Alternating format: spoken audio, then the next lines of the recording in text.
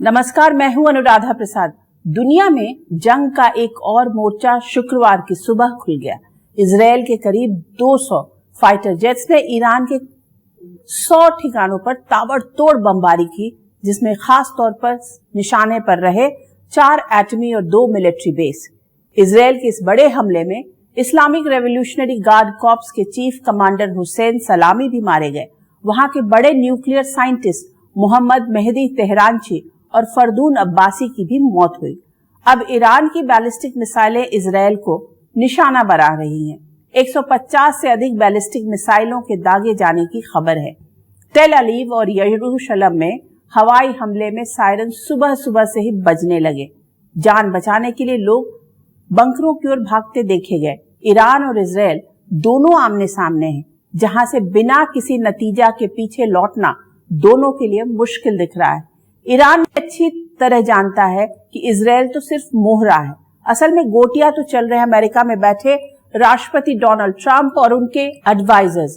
कोम शहर की जामकरन मस्जिद के ऊपर लहरा रहा लाल झंडा इशारा कर रहा है कि ईरान ने युद्ध का ऐलान कर दिया है। ऐसे में हिसाब लगाया जा रहा है कि ईरान और इजरायल के बीच जंग का साइड इफेक्ट दुनिया पर किस तरह दिखेगा। दोनों देशों के बीच युद्ध की स्थिति में कौन सा देश किसके साथ खड़ा होगा। भारत का इजरायल और ईरान दोनों से बेहतर रिश्ता है। ऐसे में दिल्ली किसके साथ खड़ी दिखेगी। पाकिस्तान के हुक्मरान ईरान का साथ देंगे या अमेरिका के साथ खड़े होंगे। सवाल ये भी है कि क्या अमेरिका को खुश करने के लिए पाकिस्तान चाइना का साथ छोड़ देगा। अरब वर्ल्ड के बड़े खिलाड़ी कौन सी गोटियां चलेंगे। इजरायल ईरान में युद्ध की स्थिति में भारत पर कितना असर पड़ेगा। ऐसे ही सुलगते सवालों के जवाब तलाशने की कोशिश करेंगे अपने खास कार्यक्रम जंगबाजों में फंसी दुनिया में।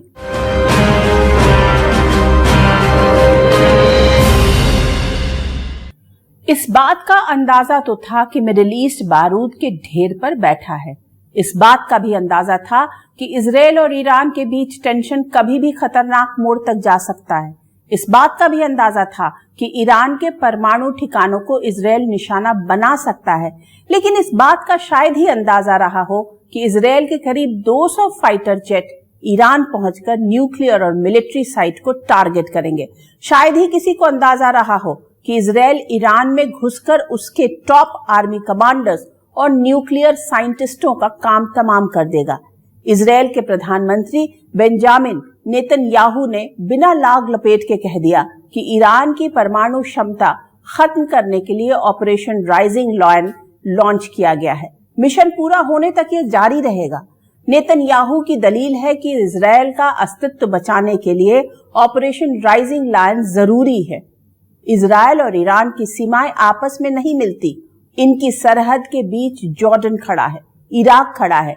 इतना ही नहीं, इजरायल और ईरान की सरहद के बीच करीब 1000 किलोमीटर से अधिक का फासला है। ऐसे में सबसे पहले समझते हैं कि ईरान और इजरायल एक दूसरे से किस तरह निपटने में लगे हैं। ईरान के परमाणु कार्यक्रम को इजरायल अपने अस्तित्व के लिए खतरा क्यों बता रहा है।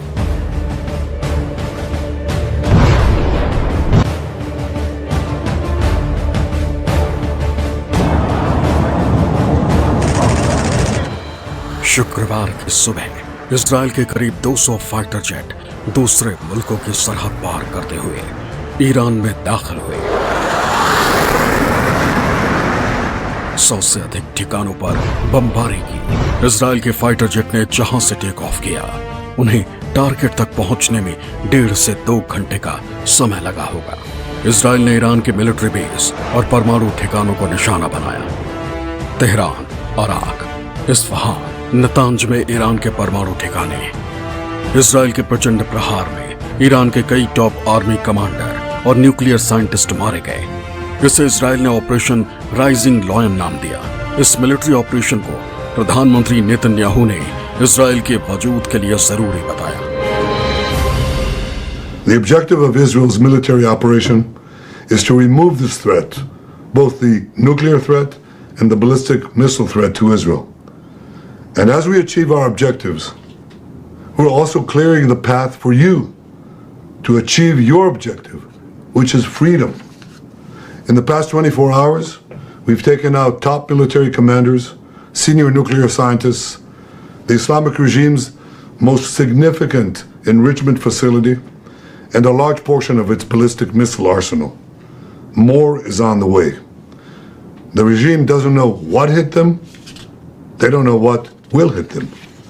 The nation of Iran and the nation of Israel have been true friends since the days of Cyrus the Great. And the time has come for you to unite around your flag and your historic legacy by standing up for your freedom from an evil and oppressive regime. Israel's fight is not with you. It's not with you, the brave people of Iran whom we respect and admire. Our fight is with our common enemy, a murderous regime that both oppresses you and impoverishes you. Brave people of Iran, your light will defeat the darkness. I am with you. The people of Israel are with you. Israel के operation rising lion का Iran भी अपनी घातक ballistic मिसाइलों और drone से जवाब दे रहा है। इजरायली शहरों को निशाना बनाते हुए ईरान मिसाइलें दाग रहा है। दोनों ओर से एक दूसरे को नुकसान पहुंचाने के बड़े बड़े दावे किए जा रहे हैं। ईरान के मिसाइलों के प्रचंड प्रहार को देखते हुए इजराइल के प्रधानमंत्री बेंजामिन नेतन्याहू को किसी सेफ जगह शिफ्ट करने के बाद सामने आ रही है। वहीं इजराइल के रक्षा मंत्री ने धमकी दी है कि अगर ईरान ने और मिसाइलें दागी तो तेहरान को भस्म कर देंगे।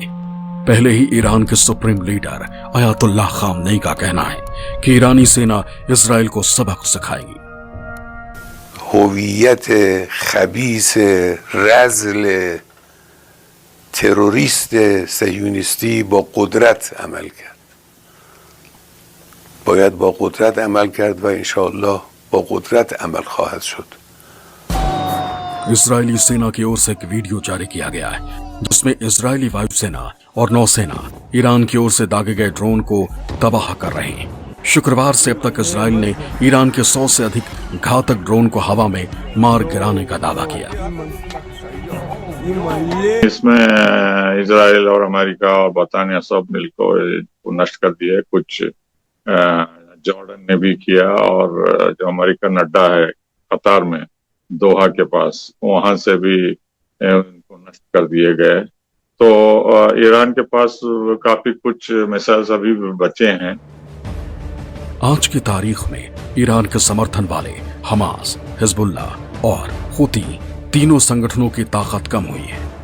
तेजी से बदलते शक्ति संतुलन में ईरान का पलड़ा थोड़ा हल्का हुआ है और अब देशों में अमेरिका अपनी पकड़ दोबारा मजबूत करने की कोशिश कर रहा है। ऐसे में इस्लामिक वर्ल्ड के बड़े खिलाड़ी भी मन ही मन ये नहीं चाहते कि ईरान के हाथों में परमाणु शक्ति आए।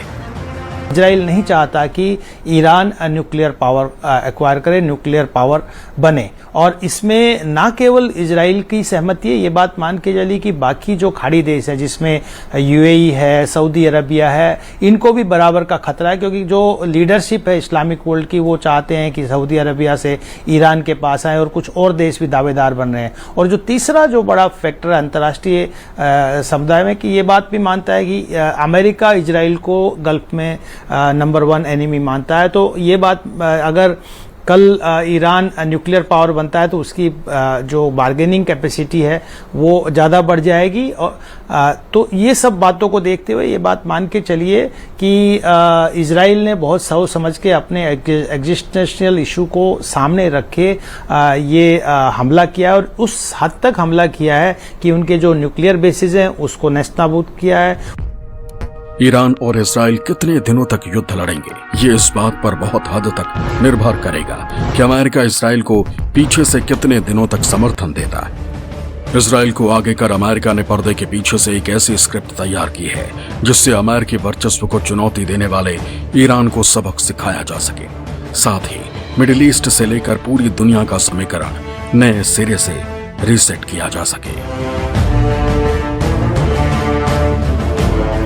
ईरान और इजरायल के बीच जारी टेंशन में असली खिलाड़ी अमेरिका है, जो दोनों देशों से 12,000 किलोमीटर से अधिक की दूरी पर बैठा है। पिछले कई दशकों में तमाम कोशिशों के बाद भी अमेरिका ईरान को घुटनों पर नहीं ला पाया। ईरान पिछले कई वर्षों से न्यूक्लियर पावर बनने की कोशिश कर रहा है। अमेरिका को ये डर सता रहा है कि अगर ईरान परमाणु बम बनाने में कामयाब हो गया तो ईरान खाड़ी देश और वहां बने अमेरिकी मिलिट्री बेस के साथ ही इजराइल के लिए बड़ा खतरा बन जाएगा। अमेरिकी राष्ट्रपति ट्रंप ने ईरान से एटमी प्रोग्राम पर डील सील करने के लिए कहा है, नहीं तो तबाही के लिए तैयार रहने की धमकी दी है। पर अमेरिका और इजराइल की शर्तों को मानने के लिए ईरान तैयार नहीं है।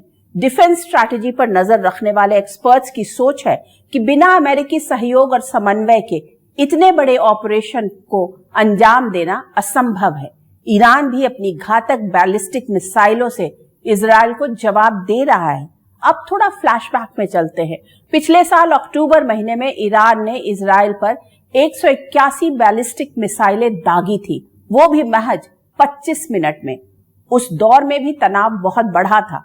दरअसल मुस्लिम वर्ल्ड में ईरान एक बहुत ताकतवर देश है जो पिछले कुछ वर्षों से शिया और सुन्नी दोनों को इस्लाम के नाम पर पश्चिमी देशों के खिलाफ एकजुट करने की कोशिश कर रहा था। यही बात अमेरिका को हजम नहीं हो रही।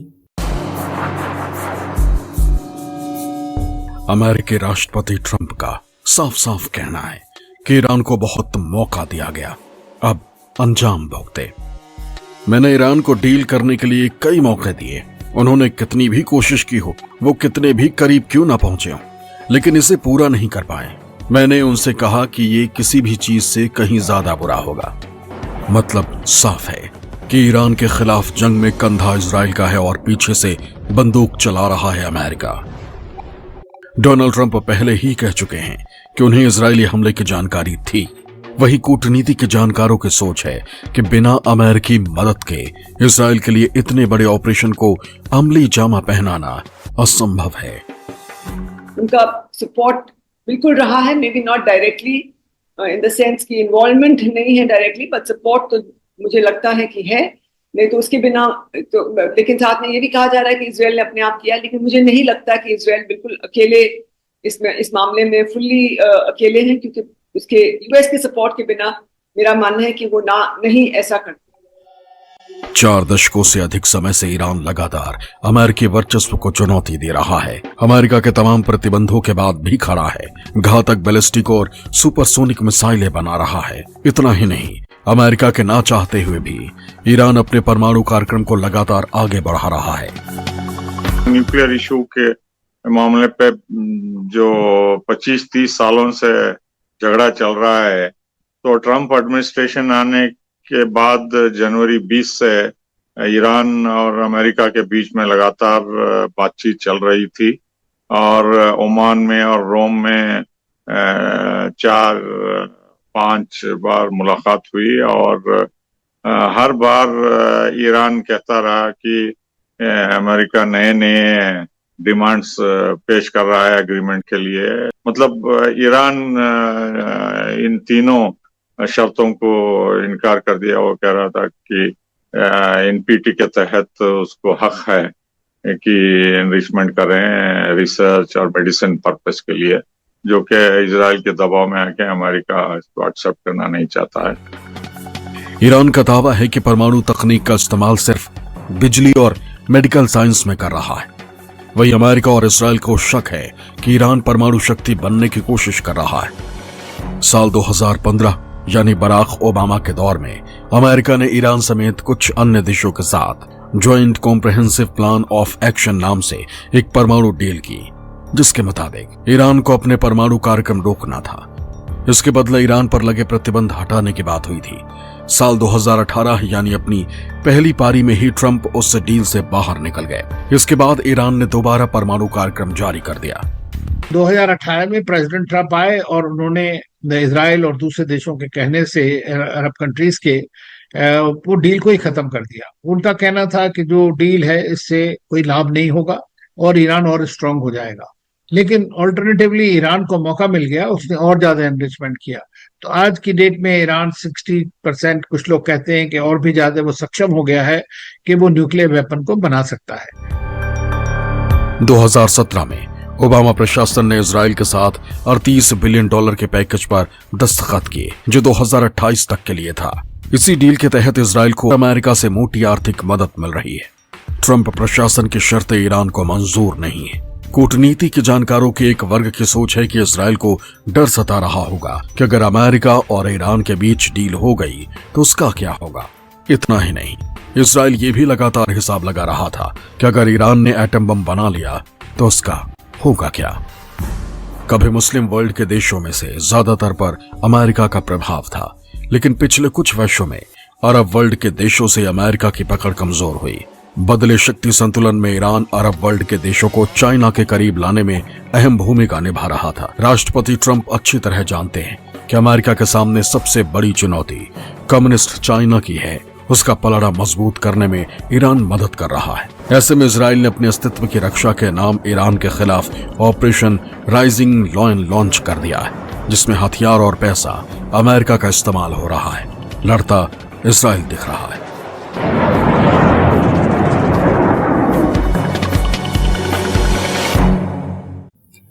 ईरान के सुप्रीम लीडर खामनेई ने कहा है कि अल्लाह की इच्छा से हम ताकत से जवाब देंगे, उन पर कोई दया नहीं दिखाएंगे। मतलब इजराइल के खिलाफ युद्ध में ईरान झुकेगा नहीं, मुंहतोड़ जवाब देगा।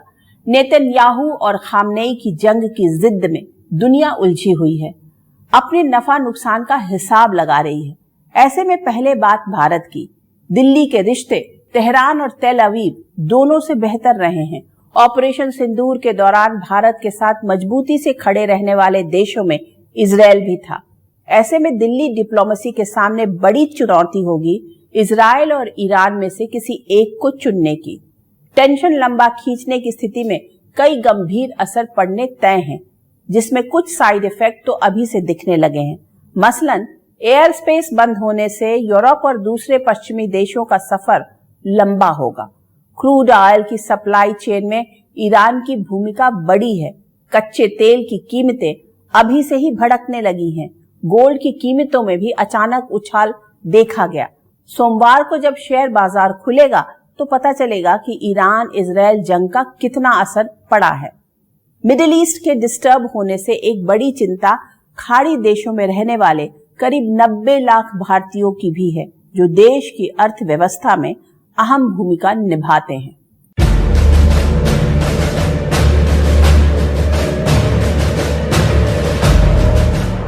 ईरान इजराइल के बीच युद्ध में हवाई सेवाएं सबसे पहले प्रभावित हुई। ईरानी एयर स्पेस बंद होने की वजह से एयर इंडिया ने 13 जून को अपनी कई उड़ानों को या तो डाइवर्ट किया या फिर जहां से टेक ऑफ किया था वहीं वापस लौटा दिया गया।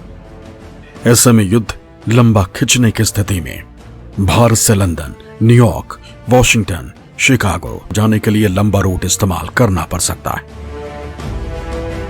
मतलब भारत से अमेरिका, कनाडा और यूरोपीय देशों तक आने जाने का यात्रा समय और खर्चा दोनों बढ़ना तय है।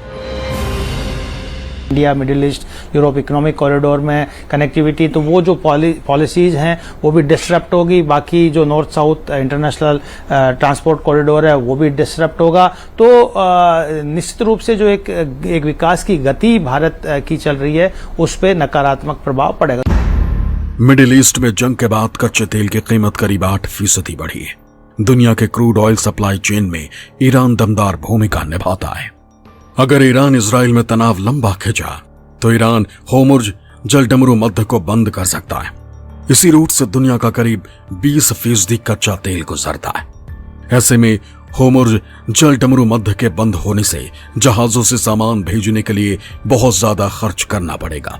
इसका असर भारत में पेट्रोल डीजल के साथ उस रूट से आने वाली दूसरी चीजों की कीमतों पर भी दिखना तय है। बहुत इम्पैक्ट होगा इसका हर एक एस्पेक्ट पे, इंडिया की इकोनॉमी पे, जीडीपी ग्रोथ पे, क्रूड प्राइसेस पे, क्रूड ऑयल प्राइसेस पे, जो हमारा रुपये का वैल्यू है, हर एक चीज पे इम्पैक्ट होगा। और एक ये बहुत मुश्किल समय मुझे लग रहा है आगे इंडिया के लिए होगा। ईरान इजराइल के बीच जंगबाजी में गोल्ड की कीमतों में तेजी देखी गई। शुक्रवार को 24 कैरेट गोल्ड की कीमत 99,000 के निशान को पार कर गई। अनिश्चितता के दौर में गोल्ड को सबसे सुरक्षित निवेश माना जाता है। ऐसे में माना जा रहा है कि आने वाले दिनों में गोल्ड की कीमतें नया रिकॉर्ड बना सकती हैं। दुनिया के साथ साथ भारतीय शेयर बाजार में भी मिडिल ईस्ट में युद्ध का साइड इफेक्ट दिखना तय माना जा रहा है। ईरान इजराइल के बीच युद्ध की आग का साइड इफेक्ट खाड़ी देशों में दिखना तय। आज की तारीख में करीब 90 लाख भारतीय खाड़ी देशों में रहते हैं, जिनमें यूएई में 35.5 लाख, सऊदी अरब में 26 लाख, कुवैत में 11 लाख, ओमान में 7.79 लाख, कतर में 7.45 लाख, बहरीन में 3.23 लाख भारतीय रहते हैं, जो भारत की अर्थव्यवस्था में बड़ा योगदान देते हैं। ऐसे में ईरान और इजराइल के बीच जंग लंबा खिंचने की स्थिति में खाड़ी देशों से भारतीय वापसी कर सकते हैं। इसी तरह भारत की आर्थिक सेहत, ओमान की खाड़ी, होर्मुज जलडमरू मध्य, फारस की खाड़ी से गुजरने वाले कारोबारी रूट की सुरक्षा और स्वेज नहर को पार करके यूरोपीय बाजारों में एंट्री में लाल सागर में सुरक्षित आवाजाही पर बहुत कुछ निर्भर करता है। एक अनुमान के मुताबिक भारत से हर महीने 11 से 12 अरब डॉलर मूल्य का सामान लाल सागर से होते हुए यूरोप, उत्तरी अफ्रीका, भूमध्य सागर होते हुए उत्तरी अमेरिका तक पहुंचता है। ऐसे में ईरान और इजराइल के बीच युद्ध ने दुनिया की सबसे व्यस्त व्यापार रूट पर असुरक्षा के बादल खड़े कर दिए, जिसका प्रत्यक्ष या अप्रत्यक्ष असर भारत पर भी पड़ना तय है। ग्लोबलाइजेशन के दौर में किसी भी जंग का असर सिर्फ किसी क्षेत्र विशेष या 2 देशों तक सीमित नहीं रहता। दुनिया के हर हिस्से में थोड़ा कम या ज्यादा प्रभाव दिखता ही है। रूस यूक्रेन के बीच जंग के दौरान भी यही हुआ। इजराइल और हमास के बीच जंग के दौरान भी यही हुआ। इजराइल लेबनान में हिजबुल्लाह के खिलाफ ऑपरेशन के दौरान भी यही हुआ। बहुत हद तक मुमकिन है कि जिस तरह इजराइल के पीछे अमेरिका खड़ा है, उसी तरह ईरान बड़े पैमाने पर गुप्त तरीके से हमास, हूती और हिजबुल्लाह को हथियार और पैसा पकड़ा दे। जो भी देश तेहरान के खिलाफ खड़ा हो, उनके खिलाफ विद्रोही लड़ाकों के गुट का इस्तेमाल करे। हूती लड़ाके समुद्र के सबसे व्यस्त कारोबारी रूट को प्रभावित कर सकते हैं। ईरान इजराइल के बीच जारी जंग में कूटनीतिक रिश्तों का भी रिसेट बटन दबना तय है। सवाल ये भी उठ रहा है कि पाकिस्तान क्या करेगा। इन दिनों पाकिस्तान की अमेरिका के साथ केमिस्ट्री लगातार दुरुस्त हो रही है। इसकी एक बड़ी वजह यह है कि अमेरिका को दक्षिण एशिया में अपनी पकड़ मजबूत करने और चाइना को रोकने के लिए पाकिस्तानी जमीन की जरूरत है। वहीं पाकिस्तान को अपनी अर्थव्यवस्था को आईसीयू से बाहर निकालने के लिए अमेरिकी डॉलर की। हाल के वर्षों में बीजिंग और तेहरान के बीच रिश्ते मजबूत हुए हैं। अरब वर्ल्ड के देशों को अमेरिका की गोद से निकालकर चाइना के करीब लाने में ईरान की बड़ी भूमिका रही, लेकिन ट्रंप प्रशासन ने हाल में अरब देशों के बड़े खिलाड़ियों के साथ वॉशिंगटन डीसी के रिश्तों की रिपेयरिंग तेजी से की। ऐसे में सवाल उठता है कि जो मुस्लिम देश कल तक शिया सुन्नी भूलकर इस्लाम के नाम पर एक हो रहे थे, वो अब इजराइल और ईरान की जंग में किसके साथ खड़े होंगे।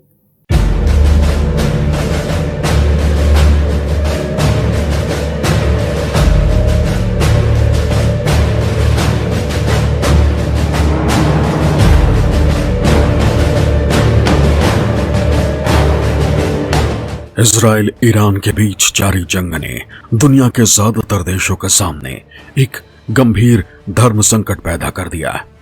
समस्या ये है कि किसका समर्थन करे और किसका विरोध। अमेरिका खुद को भले ही इजराइल ईरान युद्ध से दूर दिखाने की कोशिश कर रहा है, लेकिन भीतर खाने पूरी तरह से इजराइल के साथ खड़ा है। अमेरिका की जो विदेश नीति हम वेस्ट एशिया या मिडिल ईस्ट में जिसको कहा जाता है अगर है, तो उसका सबसे बड़ा जो मैं समझता हूं केंद्र बिंदु यह है कि इजराइल को कैसे सिक्योर रखा जाए और इजराइल की सिक्योरिटी को कैसे कंटिन्यू किया जाए। सबसे बड़ी बात है उनकी ये, और इसीलिए वो जो है इजराइल को पूरी तरह हर तरह सपोर्ट करते हैं। भारत के पश्चिम में पड़ोसी पाकिस्तान का चाइना से याराना किसी से छिपा नहीं है। चाइना का ईरान से भी याराना रहा है। मौजूदा समय में पाकिस्तानी आर्मी के तरकश में सबसे अधिक हथियार चाइना से आ रहे हैं। पाकिस्तान में चाइना का भारी भरकम निवेश है, लेकिन हाल में अमेरिका और पाकिस्तान के बीच केमिस्ट्री बेहतर हुई है। पाकिस्तान के आर्मी चीफ जनरल असीम मुनीर अमेरिका से बेहतर रिश्ते बनाने के लिए किसी भी हद तक जाने के लिए तैयार है।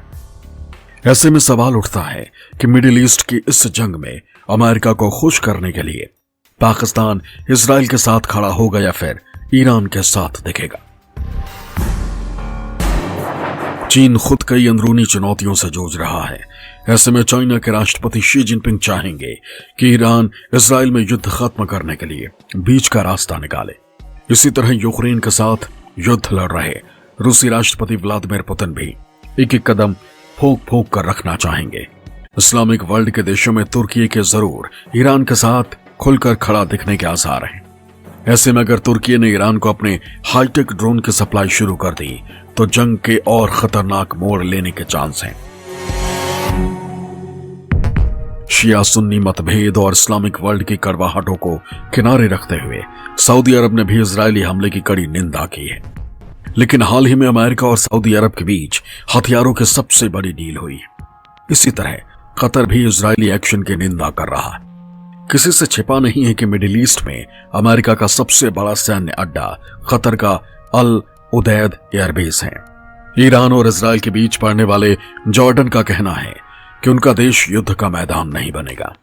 ऐसे में सवाल उठता है कि इजराइल के 200 लड़ाकू विमान क्या बिना जॉर्डन की हवाई सीमा पार किए ही ईरान तक पहुंच गए या जॉर्डन को इसकी भनक ही नहीं लगी।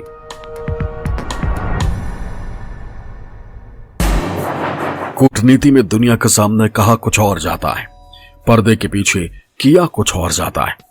ऐसे में बहुत हद तक संभव है कि मिडिल ईस्ट की इस नई आग से अरब वर्ल्ड के देश खुद को दूर रखने की कोशिश करें और ऐसी राह की वकालत करें जिससे ईरान इजराइल के बीच जारी युद्ध की आग को ठंडा किया जा सके।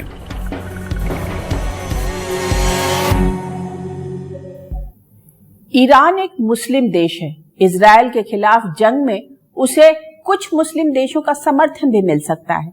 बदले समीकरणों में तुर्की खुलकर ईरान के साथ खड़ा दिख सकता है। अरब वर्ल्ड के दूसरे बड़े खिलाड़ी सीधा युद्ध में उतरने से परहेज करेंगे, पर सेफ डिस्टेंस बनाते हुए मध्यस्थता की पहल कर सकते हैं। चीन के राष्ट्रपति शी जिनपिंग तेहरान के साथ खड़े दिख सकते हैं, तो यूक्रेन के साथ जंग लड़ रहे रूस के राष्ट्रपति पुतिन तटस्थ दिख सकते हैं। लेकिन एक बात तो तय है कि ईरान इजराइल के बीच जंग का साइड इफेक्ट आम आदमी की जेब और जिंदगी दोनों पर पड़ना तय है। ऐसे में भारत पर भी असर पड़ना तय है। इतिहास गवाह है कि किसी भी जंग में सबसे अधिक नुकसान आम आदमी का होता है। जंग से फायदा तो हमेशा महाशक्तियों ने और हथियारों के सौदागरों ने उठाया है। आज के इस एपिसोड में बस इतना ही। आपसे फिर मुलाकात होगी किसी ऐसे मुद्दे के साथ जिसे जानना और समझना हम सबके लिए जरूरी होगा। तब तक के लिए मुझे दीजिए इजाजत। निष्पक्ष खबरों के लिए आप देखते रहिए न्यूज़ 24। नमस्कार।